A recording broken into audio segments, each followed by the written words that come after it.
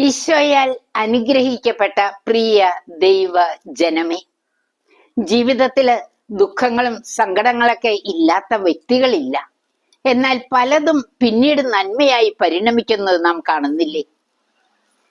Ignatius Loyola Prabhukumaran യുദ്ധത്തിന് പോകുമ്പോഴാണ് കാലിലും വെടിയേറ്റത്.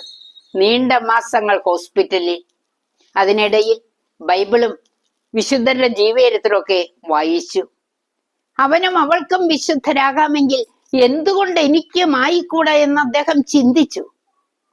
പിന്നീട് ഫ്രാൻസിസ് സേവ്യർ എന്ന പാരീസ് സർവകലാശാല പ്രൊഫസർ കുത്തഴിഞ്ഞ ജീവിതം നയിക്കുന്ന വ്യക്തിയെ കണ്ടപ്പോൾ ചോദിച്ചു, ലോകം മുഴുവൻ നേടിയാലും നിന്റെ ആത്മാവിനെ നഷ്ടപ്പെടുത്തിയാൽ നിനക്കെന്ത് പ്രയോജനം?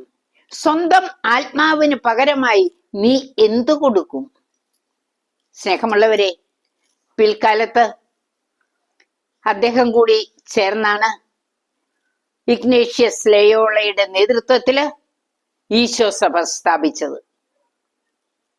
പ്രിയപ്പെട്ടവരെ, വിശുദ്ധ മത്തായിയുടെ സുവിശേഷം 16-ാം അധ്യായം 26-ാം തിരുവചനത്തില് പറയുന്ന ഈ ആത്മാവിനെ കുറിച്ചുള്ള ചിന്ത നിങ്ങളെയും എന്നെയും ദൈവത്തിലേക്ക് അടുപ്പിക്കട്ടെ. നമുക്ക് ദൈവത്തിന്റെ കൃപ അത് മാത്രം മതി.